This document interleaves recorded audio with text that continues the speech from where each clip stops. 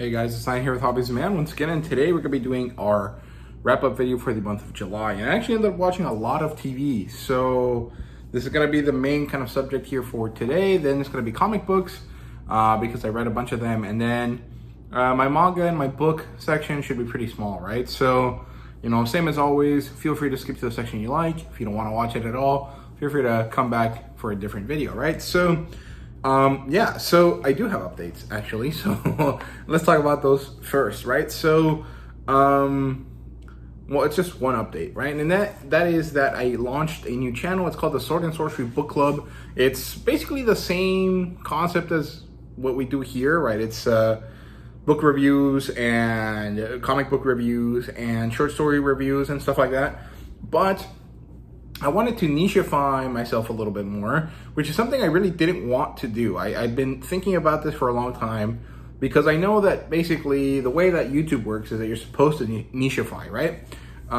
As much as you can in order to create like a specific thing that is pushable by YouTube, right? The thing is that I don't really like doing that.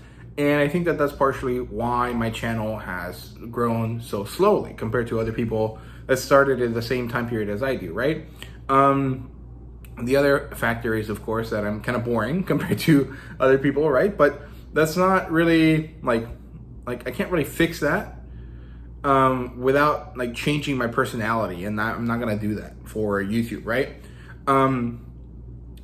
So what I decided to do instead was create a separate channel that only focuses on sword and sorcery stuff and maybe delves into some other pulpy type stuff, right?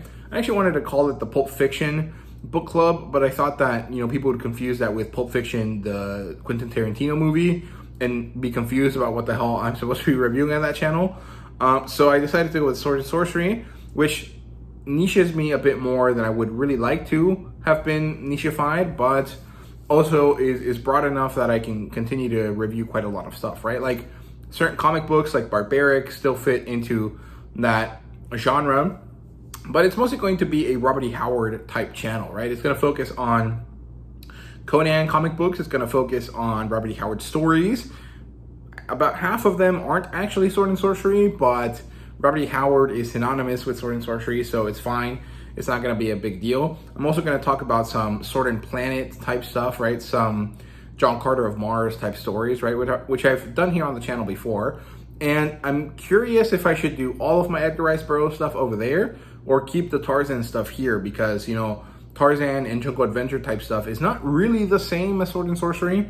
Although I've seen some people before kind of make Tarzan and Conan kind of the same type of character, even though they're clearly not. Although they are drawn pretty similarly pretty often because they're just like big, massive dudes in loincloths, right? So I'm still unsure about that, but that is kind of a big update. So if you are a fan of my Conan videos and you realize that I didn't do a Conan video for issue 13, it's because it's on the other channel. Jeffrey, Shanks, and Jim Sub, and Stitch and Dogs all know about the channel, and they've shown some support for it as well, so that's pretty cool. And speaking about Jim, I did a review for all of the Conan line, right? All of the stuff that Heroic Signatures has managed to publish in the year that they've had the license. And I made a big ass mistake. I had like a bit of a brain fart like a month and a half ago. And when I was thinking about the current storyline, I forgot that, you know, there was a character that interacted with Conan in this time like sensitive location, and I said something incorrectly, and Jim Sub, actually, like the writer of the comic book, commented on my video to explain to me that I had read it wrong. And it was pretty cool, one, to know that Jim actively watches my videos. That's pretty interesting. I mean, at least the ones that relate to Conan. I doubt he watches any of the other ones, right? So on one hand, that was exhilarating, right? It was like so cool because I've met him before. I've talked to him for a few days because we were at Howard Days together.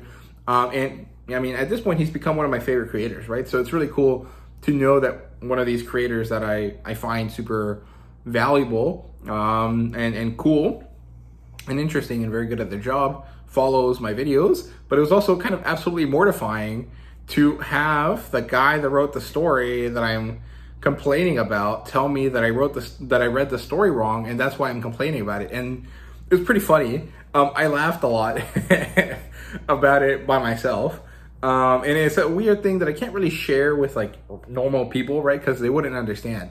And I honestly, maybe sharing it with you guys, maybe you guys don't get it either, but it was pretty funny. It's like the same feeling you get when like someone brings you your food and they say enjoy, or like you know, something like that, like, you know, enjoy your food, and then you say you too, like as a reflex, even though you know that they're not eating, and you kind of have that like moment of embarrassment.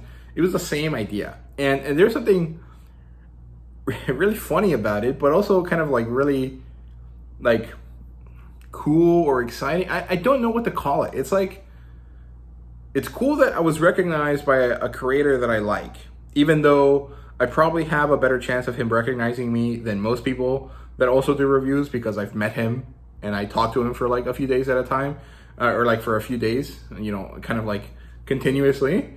But also, it's like completely horrible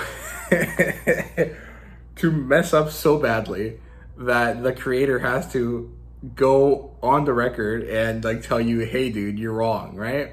So I thought that was pretty funny. It's not important, but I thought it was cool. So yeah, other than that, there really isn't too much going on with me. It was my birthday this past month. My family was here. My sister moved in with me because my roommate moved out. And otherwise, my life's pretty good, right? I'm having a lot of fun. I mean, it was pretty rough, like earlier in the summer, like after I finished, you know, the first semester of my MBA. I had to go home, and then my grandpa died, and then my grandma was visiting, and it was all like a crazy mess, and I felt like I was pulled all over the place. But at this point, I feel like I've managed to get to a good spot, and I feel like I've done so many awesome, cool things that I never would have thought I'd do in the span of these last 2 months. This has been like one of the coolest summers ever in my life, right? At least like that I actively remember, and that wasn't like a school thing, right? Like when I was in middle school and high school, I actually went to Turkey as this language exchange program. So that's definitely the coolest thing I've ever done in my life, right? Going on these trips to Turkey to learn Turkish, right? But those are so long ago at this point, right? They're like 10 years ago. And I don't actively remember most of the things that I did during those trips. I kind of remember like key moments, right? And I didn't journal back then. I don't journal much now, but I at least jot down some ideas and some concepts that maybe I would forget otherwise, right?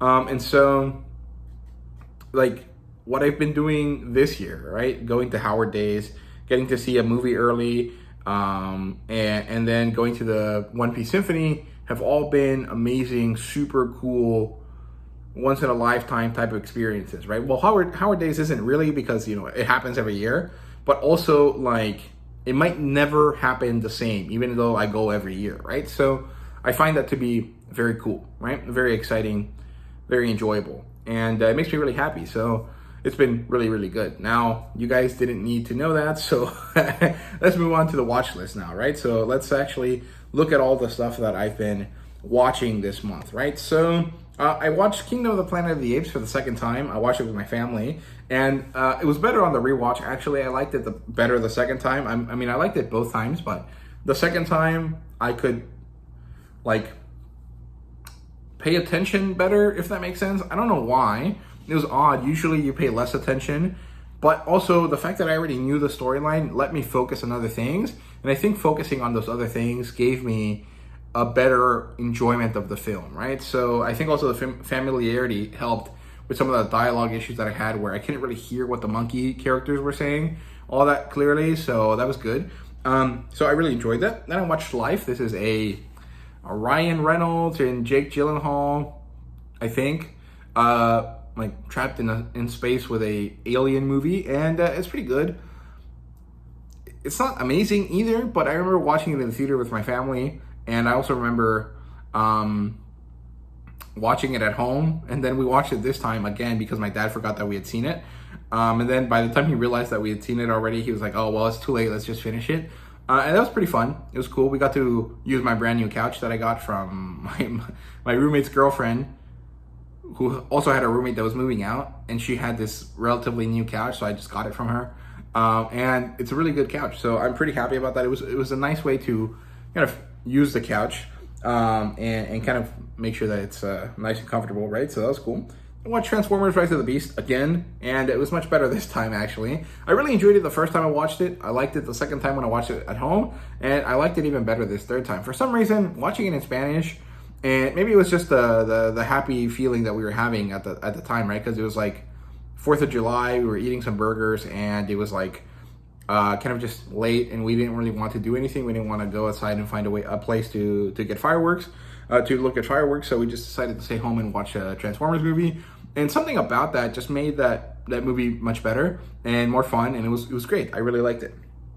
Then I've been watching My Adventure with Superman, and I really liked the show, actually. I finished it earlier this week, I think, maybe late last week, and it was great. I really, really liked it. I liked the interpretation that they did for Supergirl.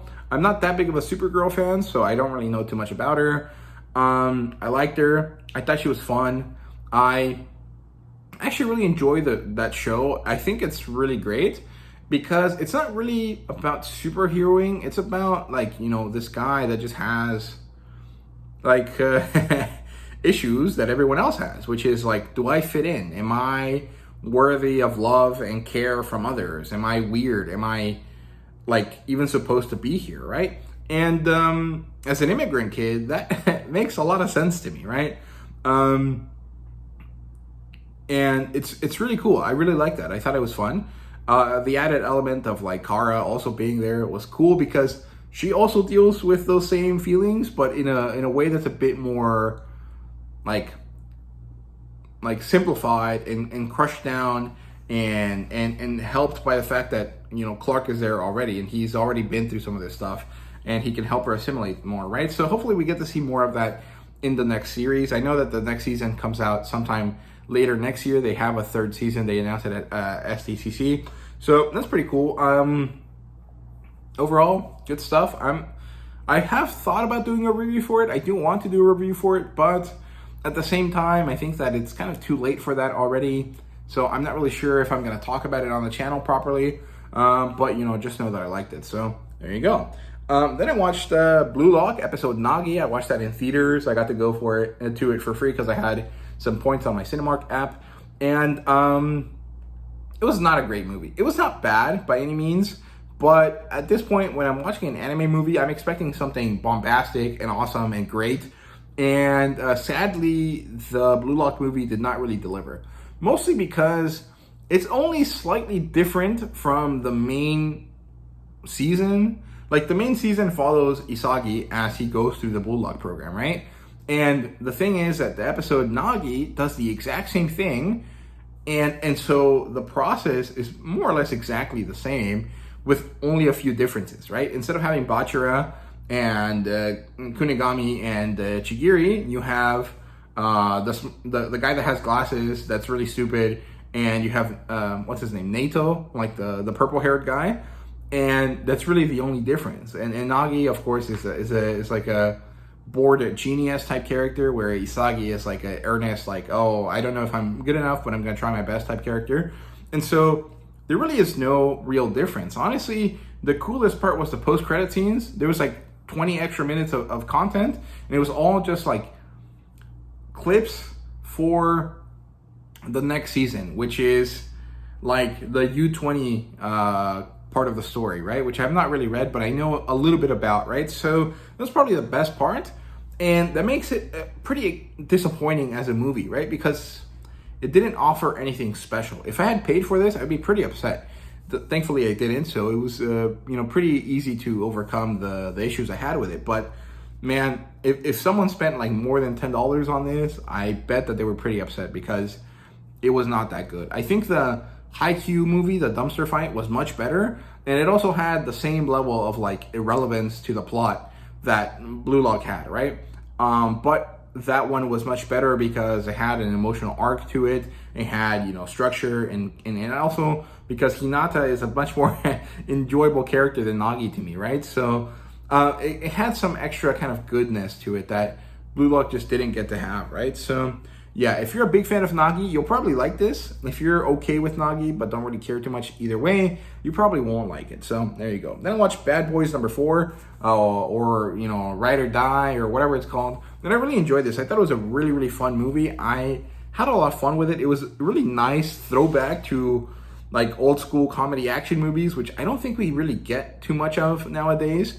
And I felt very happy watching this. It was really fun. It was ridiculous. It had some stupid, weird ass jokes in it that really made me laugh. It was a nice bit of off-kilter humor. The only thing is that the short guy that's part of the Bad Boys, he slurs his words way too much, and it's really hard to understand him.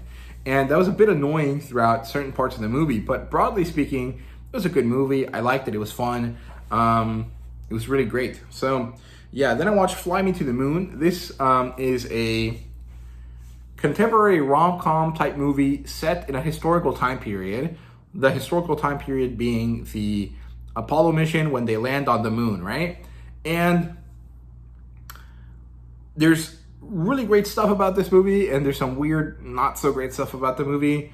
Although I didn't really catch any of the bad stuff. Like, honestly, I thought the movie was great. We watched it for my birthday.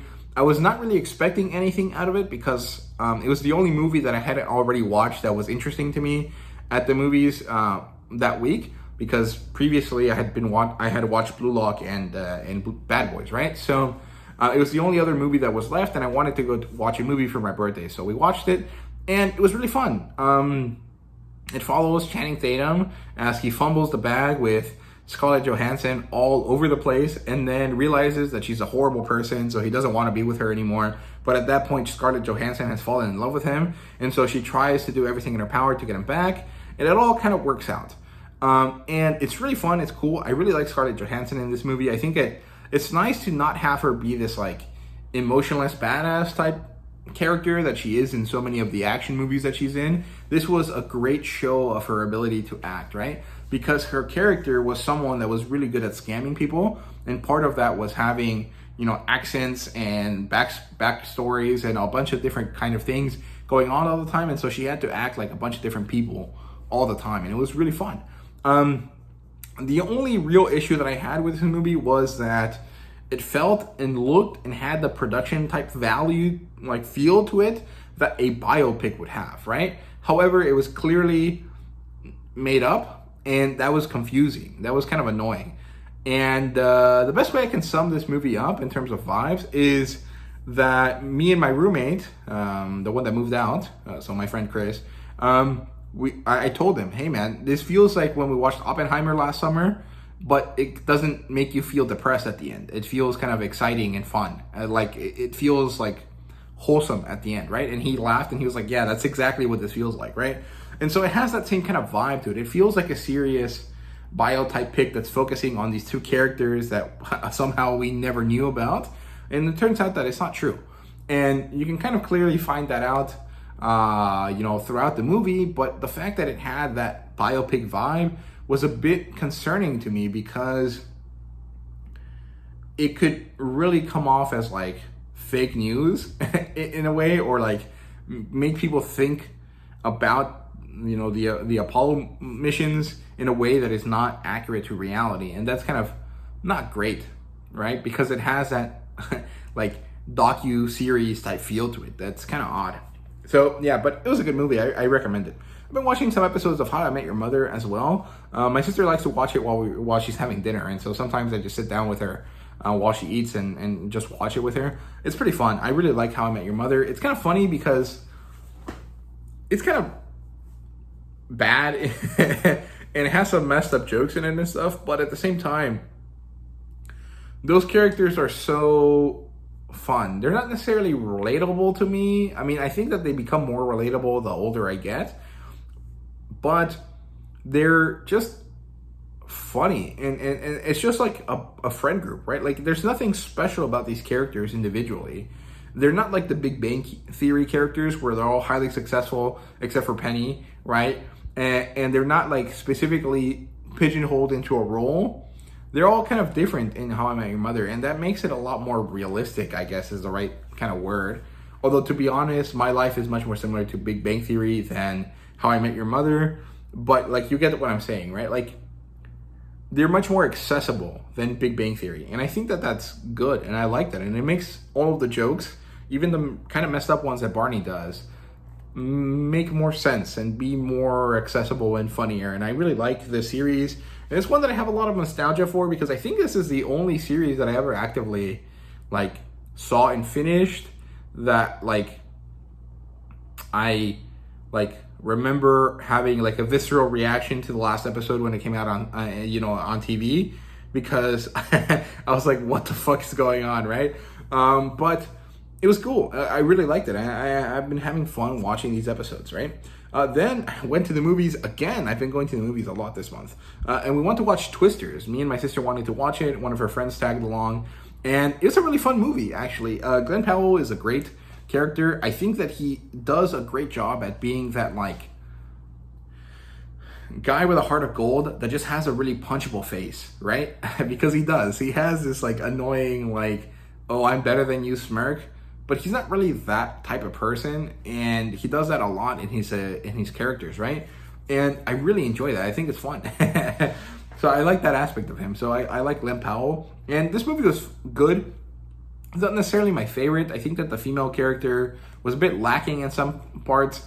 And Anthony Ramos was set up as, like, a rival love interest to Glenn Powell. But, like, man, it's not fair. Like, Glenn Powell is so much more dynamic and, in that movie. And he has so much more star power than Anthony Ramos. Like, Anthony Ramos is a cool guy. I love him. I think he's amazing in Hamilton and Transformers and stuff. But, like, he's not really set up to compete with someone with Glenn Powell. And the movie didn't do him any favors. Like, it really set him up as, like, the boy next door type character, whereas Glenn Powell's like a rock star type character. And it's like, well, the girl's never going to pick the guy next door, right? She's going to pick the rock star.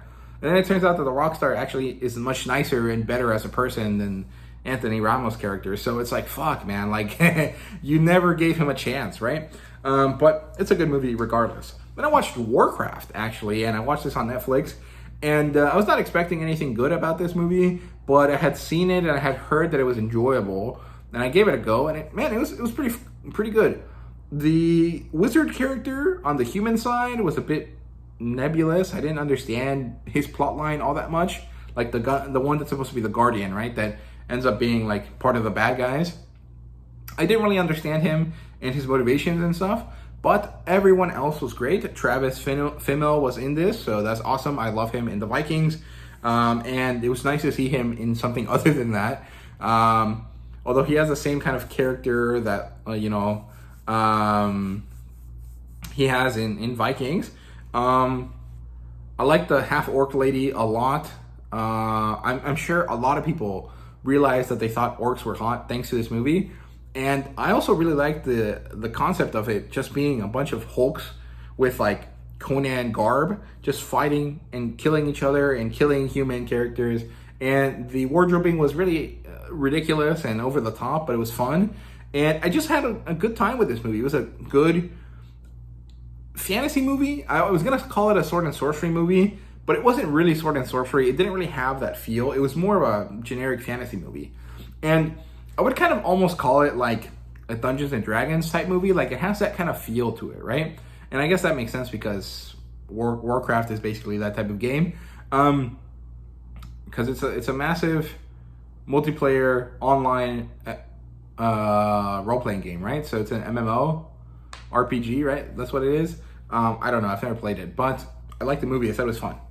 Then I watched Hitman because I was on a roll here with Glenn Powell. I was like, well, I'll watch another one.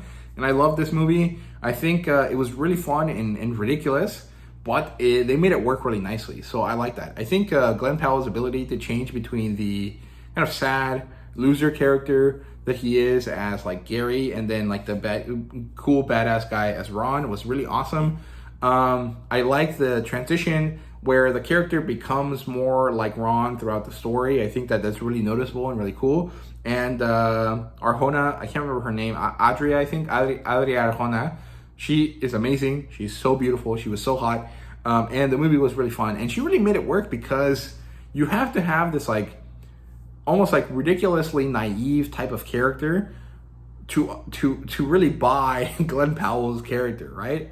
And she does, and then she turns out to be like more than she seems, and then in like a very telenovela type way, she ends up like being a psycho, and then it all works out for them, and I really like that. I think it was a good movie. I really enjoyed it. And then I watched Deadpool and Wolverine, and man, that movie was great.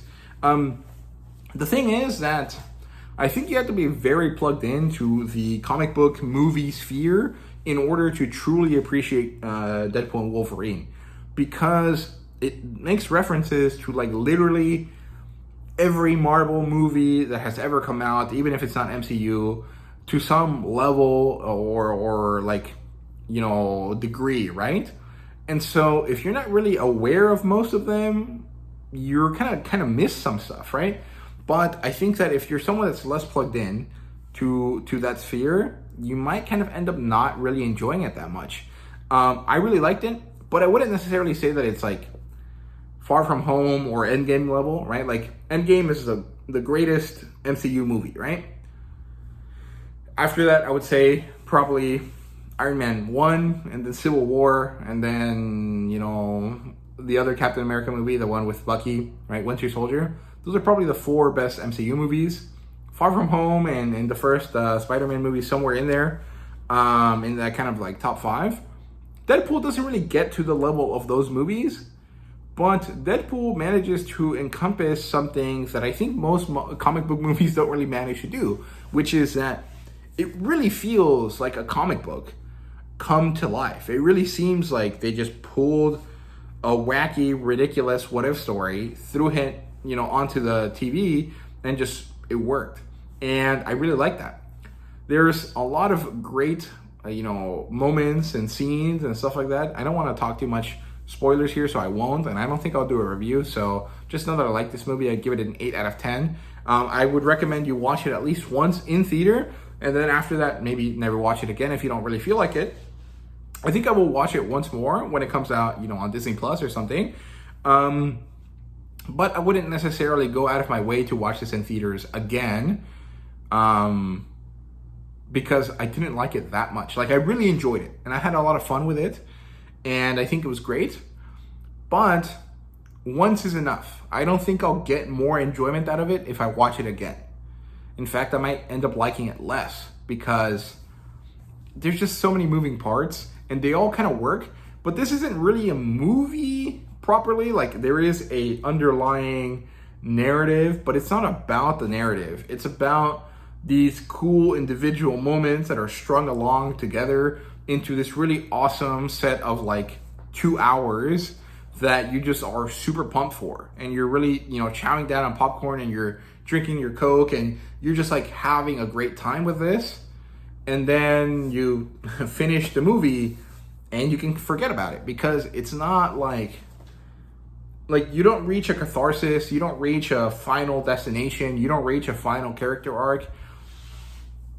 I mean, unless you were a super fan of the Fox universe type movies and you wanted them to end properly, I guess you kind of get that, because this movie does have like that like last hurrah kind of like this is for the fans type feel to it. But who's really a fan of most Fox movies, right? Like Fox Marvel movies, right? And so it's kind of weird, because on one hand, it does feel like it has all of the elements and all of the multiverse and like badass, super connected vibe to it that, you know, is part of the reason why the Spider-Man movie, Far From Home, and Endgame and Infinity War were so popular and big. But at the same time, because most of the movies that are featured in this really haven't been in the zeitgeist for a long time, or are pretty well known to not be well liked, it's kind of like it doesn't really get to that point. And also because it doesn't have the same kind of like level of reverence that the other movies kind of seem to have, right? Like there is this kind of like different feel to it, and it does feel like we're gonna give these characters a chance to finally have like a good moment and end their trajectories, right? But at the same time, we're just gonna be assholes and make stupid jokes. And it was fun, really, really fun, but it's not like a meaningful comic book movie, if that makes sense. it's just a fun one. And it's really fun in a way that's kind of unexpected from comic book movies, because at this point they all feel kind of the same, and this feels very different. And yet it feels more like a comic book than like the Marvels, if that makes sense. There's all of these scenes feel like different issues just strung together by this very thin narrative that's kind of similar to reading like a comic book event, right? And most of the scenes are really iconic and cool and interesting. And also, I could forget about them immediately. And when I watch this movie again, I'll be like, oh shit, I remember that. That was so cool. It's odd, but also really great. And I don't know how to describe that better, so that's where I'll leave it, right? So, yeah, there you go. That's my confusing, ridiculous, clear thoughts on Deadpool and Wolverine. Just understand that I liked it, and I think you should watch it in theaters once and then move on with your life, because that's more or less what you should do with every movie, right? Not just the comic book ones. So, yeah, in terms of reading now, so in terms of novels, I read 3 novels. I started another one, and then I read a short story, right? So the 3 novels that I read are Skysworn, Book 4 in Cradle, Book 5 in Cradle, it's called Ghostwater, and Book 6, which is called Underlord. And I really like Cradle a lot. I think it's really, really fun. Cradle is like the most similar thing I can think of is Naruto, right? But the story structure is a lot more similar to Dragon Ball in my kind of recollection of things. But also it feels more like Black Clover, right? Main character wants to be a special person in this magic world, but doesn't have magic. Finds a way to have magic, even though it might not be called magic.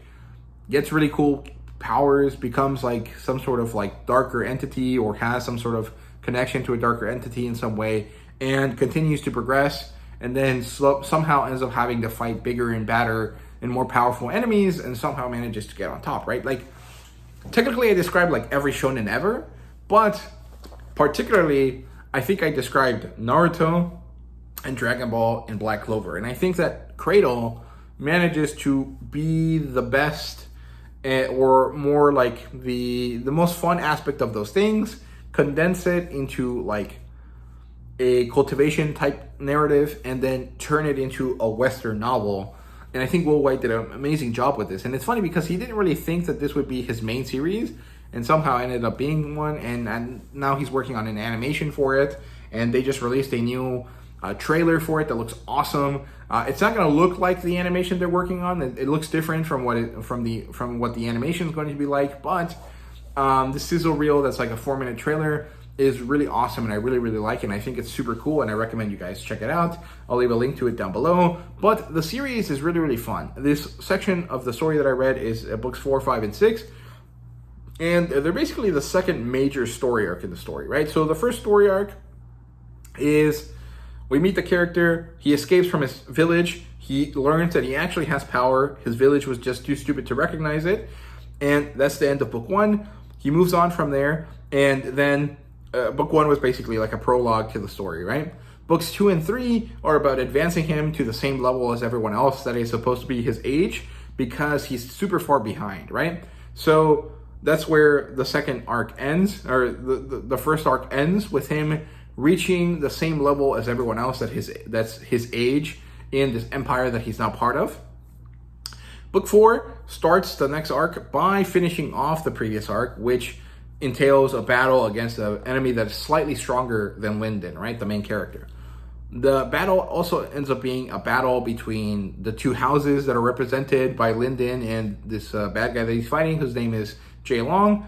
The battle gets out of hand. Linden has a Star Wars moment, loses an arm, but gains more power through it because sacrifice is necessary for more power. Kind of basic ideas here. And then the process or the reason for this arc is to train, maintain, and get to a higher level so that he can finally make it to a tournament arc, which is going to be the next section of books, right? So you can kind of understand this is very much a shonen anime or manga in book form, and I recommend that you guys check it out if you're someone that really likes shonen manga. but has never really gotten into books, I think that you would find this to be a very accessible book for you, right? So yeah, it's really, really fun. It's very basic, and the characters are pretty simple, but they're all valuable and well made, and the storytelling is very phenomenal, and you don't really feel bored, or at least I never feel bored, even though there's a lot of like stop to train, right, kind of moments, and that means that Will White is doing something really, really well, because those moments in most books are kind of boring, right? Like, not necessarily in manga, because you understand what they're doing, and they usually lace it with other storylines, right? But in books, like if I had to watch Kaladin train like a psycho for days and days and days, I'd probably get pretty bored, which is thankfully why Brandon Sanderson doesn't really make him train by himself. He turns it into this kind of like, I'm going to train all of the other people in Bridge 4, right? So you don't get bored because you're understanding that all of these characters are learning at different paces and stuff like that. But Will White doesn't really do that. He doesn't help himself in that way. He just makes the training a bit more interesting by making sure that you understand the stakes at every moment, right? And I think that that's really well done. So, yeah, that's my review, kind of synthesis of Cradle. Then I started reading Elric of Melniboné. I can't ever say that right. It feels like it twists my tongue or something. And I wanted to review the whole first book. But then I realized that it might take me a lot longer than I thought to read that. So what I'm going to do instead is review each portion, okay, the edition I have is a 3-book omnibus. Each book also functions as an omnibus of 4 to 6 different short stories that are each titled book 1 through whatever number of stories they have, right? So I'm reading the Elric of Melniboné Omnibus 1 by Saga Press. Within it, I'm reading Elric of Melniboné, which is the first book in the series. And within that, I'm reading book 1, or I read book 1, which is the first short story, which introduces us to Elric. It introduces us to Irkun, who is his cousin, and this like evil character to Elric's more morose but good kind of character. And it introduces us to Cimmerel, who is Irkun's sister, Elric's cousin, and also his lover, who Irkun also wants to be with, because Elric of Melniboné and the characters in this place, these dragon lords, are basically the Valyrians from Game of Thrones before the Valyrians from Game of Thrones existed, right? They are the equivalent of the Targaryens, right? Or the Targaryens are based on them, and so it's very similar stuff. And the story is really cool and really interesting, but I've had a bit of a difficult time getting into it because the writing to me is a bit odd. It's not bad, and it's actually pretty easy to follow, but it feels very amusing. It feels like it's trying to get somewhere, like metaphysically or emotionally or like spiritually. And that's really odd for me as like a reader of Conan, because, you know, Robert E. Howard did have that kind of vibe, right? Like he wanted to get at this idea that, you know, barbarism is better than civilization because you know exactly where you stand on it, right? And there's this idea of existentialism throughout all of the Robert E. Howard stuff and all of that, but it didn't really feel like Robert E. Howard was meandering to that point, whereas with Michael Moorcock, I really feel like he's just kind of like going through this story to try to get at something, and I just don't know what that something is, right? And so I'm liking it. I think it's cool and it's interesting, but also I was like, this is kind of odd. I'm not going to be able to read the whole thing in one go. I'm going to need to break it up into sections, right? And that actually works out better for me because now I have more content that I can slowly drip feed into my other channel and hopefully make the channel grow more steadily than this one. So that's cool, but it's just kind of odd to read that, right? And then the last thing that I read here in terms of novels and stuff was a portion of the Solomon Kane omnibus here. This is Del Rey collection, and I read Red Shadows, which is canonically the first time that a story about Solomon Kane is published, but not actually the first Solomon Kane story that Robert E. Howard wrote, right? So Red Shadows is split into 5 parts. It's called The Coming of Solomon, The Lair of the Wolf. I think the third one is called The Drums of Africa or something. And The Chant of the Drums, sorry, it's part 3. Part 4 is The Black God. and part 5 is the end of the Red Trail or something like that. And this story is pretty cool. It teaches us a bit about Solomon Kane. He's this Puritan character, and he's really more of an Avenger type character. Not Avenger in like the comic book heroes, more Avenger in like the sense of the word, right? Like he sees an injustice, he realizes that, you know, this injustice can only be paid in blood, and he goes like a dog with a bone to find the guy that did this injustice so he can die and pay for his sin, right? It's a very hardcore version of justice. And it's cool, it's interesting, I like that. But I think the story really paints Solomon Kane as like a psycho. Like, it really makes him come off as like this crazy person that just happens to technically be doing good by doing these actions, right? Which is pretty interesting. I actually like that. I think that makes him a bit more complex than Conan. And that might be more difficult for me to enjoy, but also it's a little bit more interesting because Conan technically is not a hero, right? He just kind of lives his life, and he ends up doing sort of heroic deeds, not necessarily by accident, but just because he might as well. And so you can't say Conan is evil, but you also can't say that he's like a good guy because he steals, he pillages, he does all of these bad things, right? He is a warrior and a thief and a pirate, and eventually he is king. And when he becomes a king, he does become like a stately figure that ultimately cares about the people that are under him, right? But throughout most of Conan's life and most of the stories that we get of Conan, he just kind of stumbles across a girl, decides to save her because he might as well, and then he, you know, gets something out of it because he does. He doesn't necessarily go out of his way to be a good guy. Solomon Kane does. However, Solomon Kane's like reason for being, or the impetus for doing this, is a lot more like dark feeling to me than Conan's like a reason for life, right? Conan just wants to exist. He doesn't want to die, and so he continues to live. And it's not really that much deeper than that. But, you know, he kind of does have these musings about society and civilization and stuff because he sees how crappy it is. Solomon Kane doesn't really have that. He just kind of just gets mad, goes to chase down the guy that killed this random civil, like, nice person that he assumes is nice because she's dead and, you know, the other guy isn't, and then goes and kills him. And it takes him through this weird situation in Africa, and he kind of comes in contact with these evil shamanistic gods from the past, which I think are supposed to be like, you know, Cthulhu type gods, right? And also gods that show up in like Stygia and the southern regions, like the Black Kingdoms of Conan. And then, you know, you kind of just like, oh, okay, well, is he a hero? He's technically sets out with a more heroic kind of idea to him than Conan. But you understand the inner kind of like workings of him, and he doesn't know why he does this. He just gets angry at the world and follows his like desire for revenge or justice. And it's just odd. And I really like it. I think it's cool. I really enjoy comparing and contrasting Robert E. Howard's heroes and what they're trying to do and say, right? So I really like that. And I'm 40 minutes into this video, so hopefully I'll be a bit quicker with the rest of this. Okay, so let's move on to the comic books here. So they're going to be kind of out of order. Actually, they might be just kind of in reverse than how I actually read them, but you know, it is what it is.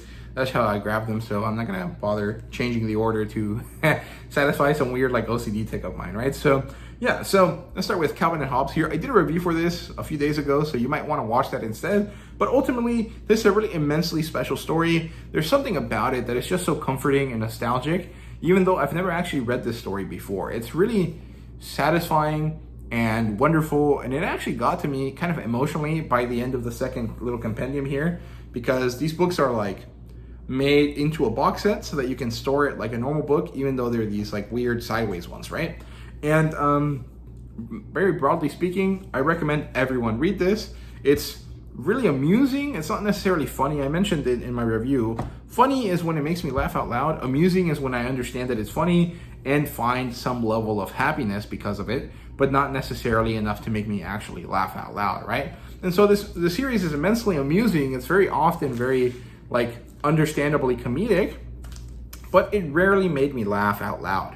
However, when it did, it was awesome. And there were some really amazing elements here. Like, I really liked some of the recurring gags or kind of like type of stories. There was one that I really, really liked, which was the science fiction version. It was kind of like a Buck Rogers or like Flash Gordon type series. It was called Spaceman Spiff. And basically, the idea was that, you know, Calvin would think while he was in class, because he was bored out of his mind, that he was living this adventure in space, and he was Spaceman Spiff, and he was just doing these random activities in space, and they were really, really fun, and they usually were in color, so that was really fun. It was an extra added element to it that made it even better.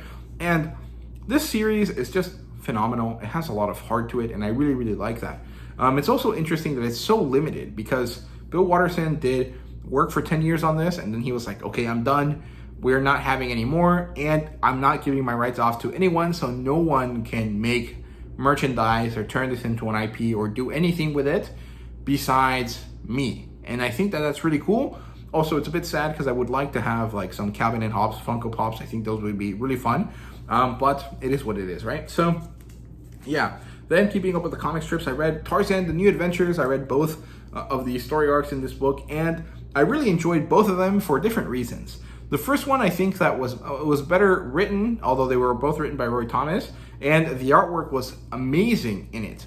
And I really like this story because it almost felt like the plot line to like a chapter in an Edgar Rice Burroughs book. It almost felt like it was just plucked out of Edgar Rice Burroughs' mind, right? The second one was interesting, and I had a lot of fun with it because it was a bit more simple. It was like a classic man fights monster type thing, but the monster was created by another person, and so it's not just about nature versus man, it's more about man versus technology, but the technology happens to be a natural being. And I thought that was really, really cool, and it almost had this like Predator vibe to it, right? Because it was like Tarzan versus this creature, but they're both hunting each other at the same time, and one of them manages to get the upper hand on the other, and you know who wins, because obviously the series is called Tarzan, not, you know, creepy monster from Arc 2, so you know who wins, but you really do get a sense of like danger from it, and I really liked it. So yeah, then I read Savage Sword of Conan number 3. I really enjoyed this. I do have some light issues with the story. I thought that it could have gone on longer. I think that it was a bit too quick. However, I really, really liked it. I thought the artwork was phenomenal, and I actually really liked this issue for all of the background material that it had. Both of the, it had a poem by Jim Sub with art by Rob Del Toro, which is really nice. It had more information about John C. Hawking's book, which you guys should read, because he was mentioning on Facebook recently that even though a lot of people have loved it and a lot of people know about it, no one has really actually reviewed it in an official capacity. So no like book reviewers that work for like proper, you know, distribution channels of news and stuff have reviewed it, and so it's kind of hard to get word of mouth out there. I have not had a chance to buy the book. It's pretty expensive for my you know, ability to buy it right now. $22 for a single book is a lot, especially at the, you know, just the fact that it's a novel, right? So I can't really buy it myself right now. Otherwise I would have gone out of my way to do so and review it this month, but it's just kind of hard to kind of justify that sort of purchase, right? But I hope that you guys do. I hope that you guys are interested in it. I know that it's supposed to be really, really good. Everyone loved it, and everyone really enjoyed being there with John C. Hawking at Howard Days, so hopefully he gets a chance to see someone review it and you know, really like his book, right? And you know, maybe I will be that person eventually, but I just can't be that right now, right? So yeah, then I read Blasphemous. This is the last book in the series, and I didn't hate it. I didn't love it. It was just kind of okay. And I think that's how I feel about most of the series that Mirka Andolfo does by the end of them, and that's kind of disappointing, right? So it is what it is. And then these are all going to be out of order, so, you know, bear with me. We have Moon Knight, Murder World, Moon Knight, issue 1 of 1, I think, because this is like part of an event. And this is written by Jim Sub, and this was pretty cool. I had no clue what the fuck was going on, but I liked it. I really enjoyed the artwork here. I thought it was cool. I like Moon Knight quite a bit, so that's pretty fun. Although Moon Knight was actually not the main character. It was actually the character that was being the villain in this book. And the ending here was really cool because Black Widow shows up, and I really like her, even though I've never actually read any comic books that feature her, right? So yeah, most of the Black Widow knowledge I have is either from the movies or from Earth's Mightiest Heroes, like the TV show, right? So, yeah, I don't know. Not much to say about that one. It's a Jim Sub book. I liked it. I will hopefully get it signed by him next year at Howard Days if he shows up. Here we have All Out Avengers #2. This one was cool. It happens to have Doom join forces with the Avengers, and there's this like Light Doom versus Dark Doom storyline here, which is pretty cool. Again, I wasn't really sure what was going on, but this one was much clearer, and I had a lot of fun with it, so I liked it. The artwork here is not my favorite, although I do like She-Hulk in this. I think she's cool. I have a bad impression of She-Hulk because of the TV show. I know there's some good runs of her out there, but I just really don't buy Marvel books all that much. Most of these I have because of different, just kind of random situations where I end up with random comics, right? So, yeah, here we have Ultraman, The Mystery of Ultra 7. This was a great issue. This is issue 3 in the middle of the story, and usually issue 3s out of 5 are like the worst part of the story because it's like the middle book hump. And this was really cool, actually. I think that's because Ultraman is so cool and interesting. And there's these awesome panels here that show off Ultraman and Ultra 7 in all their glory going through some cool fights. And because I've recently watched Ultraman Rising, the new Netflix movie, I kind of know what's going on here. I know who these characters are and what they're doing to an extent, right? To the extent that I can because of the difference in the continuities here. But, man, look at that. That looks so awesome. Like, man... I picked up all of these actually. So I ended up looking on Book Outlet and I saw that they had all of the Ultraman comics except for the first one, like the trades. So there's 3 of them out right now. There's going to be a new Marvel Spider-Man Ultraman manga that's going to release in like 2 weeks. And they're also doing a new Ultraman series with Kyle Higgins and Ryan Parrott and Matt Groom, who used to be the guys that did all of the Power Ranger stuff, right? So, and they're the guys that do all of the Masterverse stuff. So, I don't know, somehow Ultraman became like a cool thing this year, and I'm really riding that wave here. So, I got some of the books on Book Outlet. I will hopefully read them in August or September, probably September actually, but I'm very excited to get into them. So, yeah. We have Flash Gordon #1. I'm doing a review for this. I'm not going to say too much about it, but this was good. If you're looking for a Star Wars-esque romp, but don't want to deal with the continuity of Star Wars, or you want to find something new, I recommend Flash Gordon. It does kind of have that vibe. Although it's not really like, it's not like Clone Wars or like prequel Star Wars. It's more like the original movie, right? So, you know, keep that in mind. Then we have Witchblade #1. Man, this was phenomenal. It was great. It was a nice relaunch, reimagining of the original story. I'm doing a review for this one as well, so bear with me. I will not talk too much about this, but I really, really like this, and I thought the $5 price tag on this was very sweet, very nice, because like it was worth it because there was a lot of extra content here beyond just the storyline. The storyline was a bit longer than usual, I think, but it also had a cover gallery that included a bunch of the main variant covers, so you didn't have to go out of your way to chase them. You could just get them in the first issue, and they looked awesome. I really liked the Scott Campbell one specifically. I thought it looks amazing. I love the pose that he chose and the way that it shows like the body of the character in a way that's very natural feeling, and it just looks really awesome. I really liked it. Here we have Dark Knights of Steel All Winter. I really, really like this.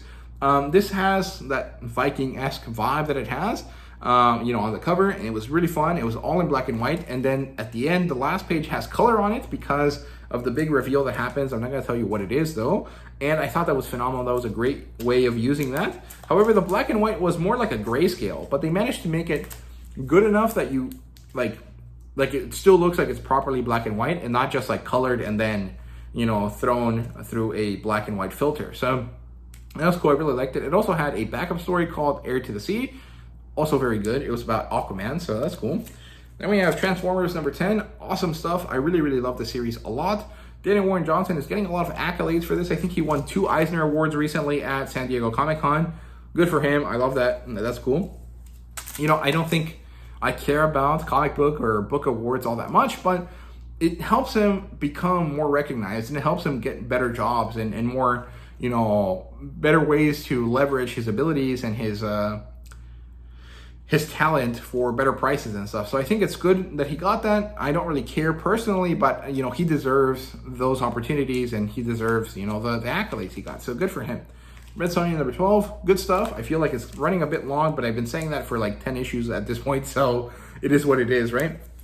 We have Kill All Immortals, new series. I'm doing a review for this, and man, this is awesome. If you like the originals, but you want a bit of a Viking vibe to it, I mean, I guess the originals were also kind of Vikings at some point too, right? But a little bit different from that. This is more like a corporate family that happens to be ancient immortal Vikings, and it's really, really cool. I have a lot of good things to say about this, so I recommend this.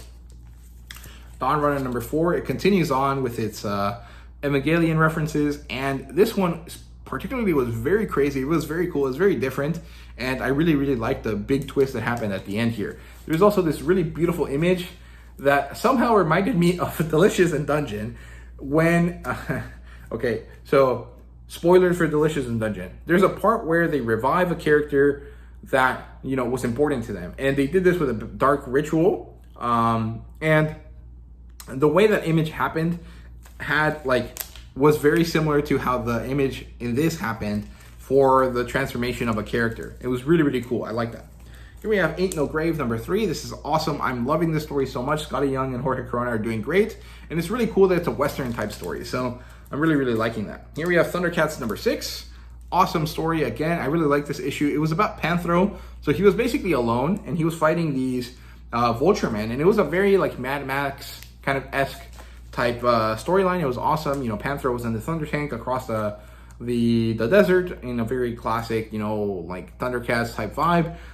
Then he gets attacked by the Vulture Men, who are kind of like both Vulture from the MCU Spider-Man movies and also a biker gang, and it was really, really cool.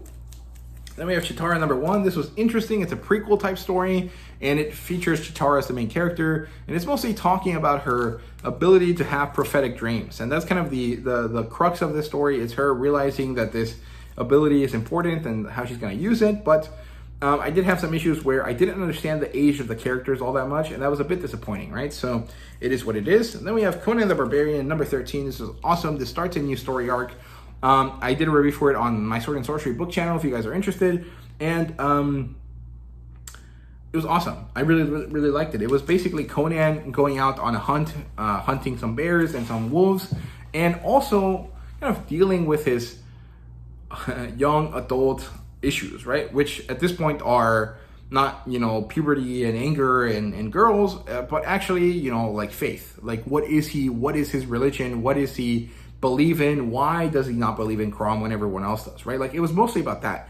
And as someone that is not religious and has dealt with, you know, realizing that religion's not for me or that I don't believe in it, you know, quite a few times, and going through this kind of thing relatively recently, right? Because I'm in my 20s.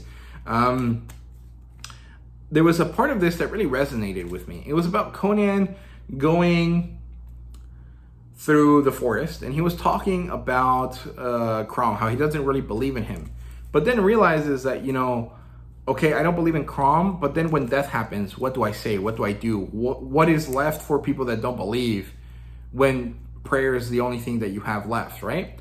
And this resonated a bit with me. Well, actually resonated a lot, because I'm not religious, my dad's not really religious, and we had a death in our family relatively recently. I mentioned in June, in I think in my May videos as well, that my grandfather passed away at the end of May, right?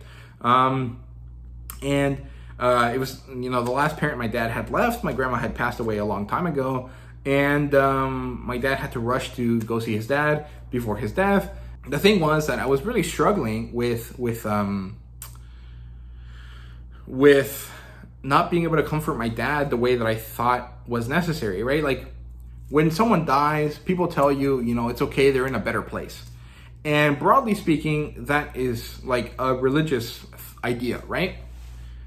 They're in heaven, or they're in, you know, Elysium, or they're in, you know, wherever, you know, dead people go to live better lives.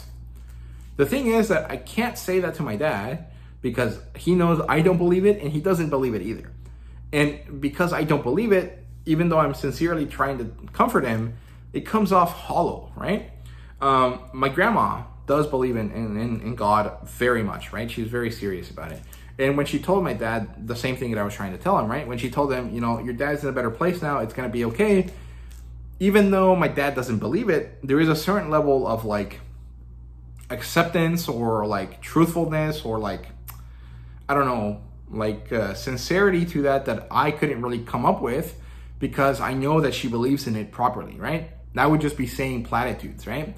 So, I mean, I did manage to comfort my dad in some way, right? But it was just hard that I couldn't comfort him the way that I thought he needed to be comforted, because I couldn't, like, the words that I would say to do that would be meaningless because I don't believe in God, all right? I don't have the prayers when nothing else is left, right? And so that line in this issue was great. I really, really liked it. And I mentioned that in my review. So yeah, then I have Dick Tracy number 3.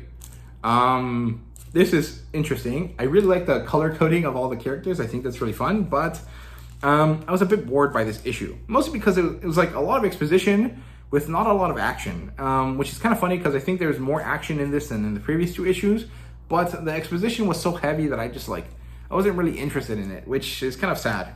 Then we have No One, number 10. I did not like this. I don't like this series at all, actually.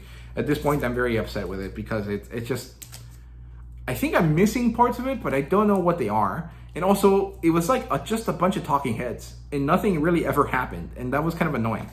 Then we have Green Arrow number 14. Great series. I actually really like this a lot, but I decided to stop collecting it because it got into the absolute power stuff, and I don't care about the events that DC does. So I would have liked to stop collecting it, exactly at issue 12, but because my comic book store had already pre-ordered those 2 books for me, they couldn't let them go, so I had to buy them. And I did like both 13 and 14, which I'll show you 13 in a second, but I would have preferred not to have them. But also, now that I have them, I'm not going to let them go because I did enjoy them, right? So it is what it is. Then we have Remote Spaces number 2. Cool concept, very cool artwork. I'm not really understanding the story yet, so that kind of sucks. Gun Hunting number 3, a bit of a disappointment here because the art style is a bit worse than usual. I think it's actually the inking, the coloring that's bad, but it still makes the whole package a bit worse than usual. The story is really cool. Charles O'Day does a great job with this story, but man, the artwork's not really pulling its weight properly this time, and that's kind of disappointing. Also, a lot of the characters look the same, and that's not great because a lot of them are literally the same person. They just have slightly different clothes, and it's not different enough for me to understand who's Agent John Barrow and who's not, and who is the bad guy and who's the good guy, and that's kind of disappointing. Rogue Sun number 20, I think. Good stuff. I really like this. It's like a magic version of a Kamen Rider, so I guess like a Garo. But he lives in Louisiana, and it's really fun, and I really like it. So yeah, then we have Superman number 2. This is My Adventure with Superman. I really like this. I thought it was fun. I complain about this all the time though, and it's that I think that this series should have been wrapping up when the first issue was coming out, or the trade should have come out at the same time and been sold at Target and Walmart, because this is supposed to happen in between seasons 1 and 2, and at this point, we're like 4 months behind the release of the last episode of season 2, right? So hopefully if they do another one of these for season 3, they do it before season 3 comes out, right? So yeah, here's No One, number 9. I'm not gonna talk about it because I already said I hated it. Here's Green Arrow number 13. I already talked about it, so not much else to say, but I really did like that one. And here finally we have Marvel must-haves. The only story that I read here that was valuable to me was Avengers number 7. It was a cool story. I read Amazing Spider-Man 39. I didn't like it, and I didn't read Moon Knight because I already have that collected, and I didn't feel like rereading it, right? So yeah, there you go. Those are all the things that I read in terms of comic books this month. Let me reset one more time really quick, and then we'll do the manga and get out of here, right? So, okay, final stretch here. So here we have Drifting Dragons, number 16. Awesome story. I'm really, really liking this. There's some really messed up stuff happening here. There's some body horror elements here because, what's her name? Tabitha, what's her name? The little girl character that's like our ride-along character. What's her name? Let's see. Takita has some situations happen to her that really mess her up and change her like physically. And it's pretty cool stuff, actually. I really liked it. It was just like sad because, this character is like completely changed in a way that, might not be healable, right? So yeah, then we have Witch Hat Atelier number 12.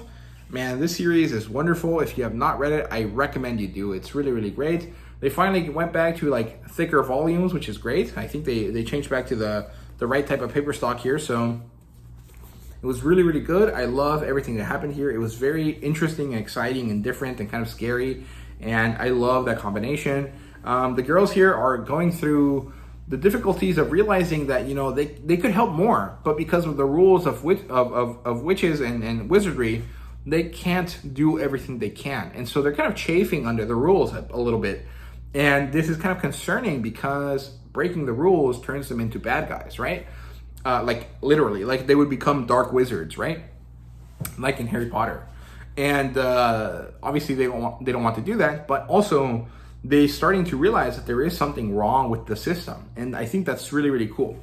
Then we have Gachiakuta, book 2. I need to find a way to say that properly because saying that makes me sound like a like a psycho. I don't know, like someone that really can't be bothered to pronounce things correctly. I try my best. I just can't say this properly, right? So yeah, this book is really great. I really like it. I think the art style is phenomenal. I love it. I think the world expands a lot in this volume, so I'm very excited about that. And I can't wait for volume 3. I think it came out this week, but I have not had a chance to get it. And I don't think I will get a chance to get it until like September or, you know, maybe November, right? So yeah, then we have Sugumi Project number 4. And I hate this volume, but I love it. So I hate it because when I started reading this, I was ready to finally put down the series and decide to stop reading it for a while.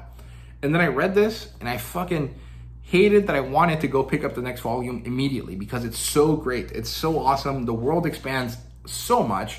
It gives us so many new character developments. It tells us more about who Leon is, and it tells us who you know, this character is right here. And it helps us learn a lot and develops the society and the post-nuclear wasteland vibe of Japan at this point. And it's so cool.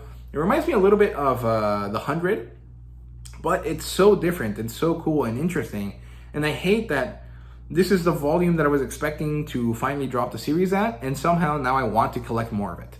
That sucks, man, but also awesome. Like, it's great, but man, I really wanted to stop collecting it, but I just can't. It's really great. So yeah, then we have Dress Up Darling number 11. This was really fun. It's really cute. At this point, I love the series a lot, but the super slow like output of the volumes is really hurting it. Like, I love the series. I'm really happy with it, but man, I want to read more of it and I want to binge it, and I just can't because the volumes come out like one every 6 months at this point, and that sucks. That's so shitty. I don't know what the hell's wrong with Square Enix. They have like a horrible like system for their manga output, and it just sucks. But the series is good, and I like the volume a lot. It was really funny because one of the characters is insanely afraid of blood, and the photo shoot that they're doing involves a lot of fake blood and a lot of horror images, and she's just like freaking, you know, psyched out, but she's like doing her best to keep it in check, and it's really funny, and it's really cool, and there's a lot of misunderstandings, and it's really nice. Then we have I Want a Gal Gamer to Praise Me, and this was a great volume, but I'm not going to collect any more of it because I you know, dislike the way that this was treated. I think that this was really badly printed. It feels like an old Tokyo Pop volume, even though it's like a brand new release. It's not, you know, set up correctly. So there's a lot of gutter loss and a lot of images that stretch beyond the boundaries of where they should stretch. And there's no spot coloring, even though there should be, just because they wanted to match the Japanese edition or whatever they said. That is completely incorrect and the bad way to do business in this sense, because this is an insanely pricey volume. I should get every single bell and whistle that comes with it in any edition, right? Like, I don't necessarily want this to be a special high quality edition, but if the original digital version of this had color in it, the first edition of the physical should also have color in it. Or if it's not, and you're selling me an inferior product, charge me less. But Yen Press didn't do that, so I'm not gonna collect more of it. I'm really disappointed in it because it could have been really awesome and I would have loved to see that spot coloring, and they chose not to give it to us. So yeah. Then we have One Piece Ace's Story, the manga. Ultimately, this is not a very good story. There really isn't too much going on in terms of like adding to the world. But if Ace is a character you like, beyond the fact that, you know, you're supposed to like him because Luffy cares about him, you might find this to be very satisfying and really enjoyable. I don't like Ace that much. I mean, I like him because Luffy likes him, but I don't care about him as an individual character. I only care about him as the device for character development for Luffy, right? Because he essentially gets fridged for Luffy's sake. Yeah, I guess that's true. He does get fridged for Luffy's sake. And so he's not really a character for himself. He's like a plot device that helps us kind of understand more about the world of One Piece, right? And so I don't really care about him too much, but I enjoy Boichi's artwork a lot. And so that's why I bought this book. And I actually really enjoyed reading it because I love the artwork. It's just the storyline is very hit or miss. And that's the case for both the manga and the anime. The manga and the light novel. They also took out the female Marine from Ace's story. In the manga, that kind of sucks.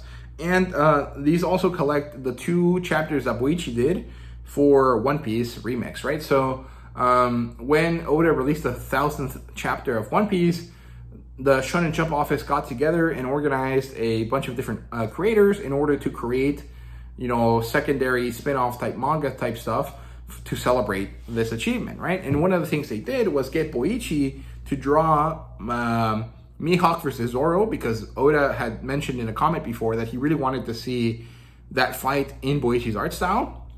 And then he drew Khalifa versus Nami, which is another fight that Oda had mentioned he wanted to see in Boichi's art style, right? And so he did that, and those were really fun. I didn't care too much about the main storyline. The artwork was phenomenal, though, because he'd used his Sunken Rock art style, his more adult art style that's a little bit more serious, and it was really cool. And then finally, I read Would You Marry a Billionaire Book 1. I'm going to continue reading this into next month, so hopefully I'll finally get a review out for the series. And man, I really love this. I think it's fun. It's ridiculous. It's a horrible, raunchy bachelor type series. And it's not for teenagers. It's for adults because it has a lot of boobies in it. And it's pretty cool. So yeah, there you go. Those are my thoughts on everything that I watched and read this month. And some, extra dialogues on stuff that you probably don't care about. But there you go. I hope you guys enjoyed the video. Sorry it's so long, but hopefully you guys appreciate it. And thank you guys so much for watching. And see you guys later.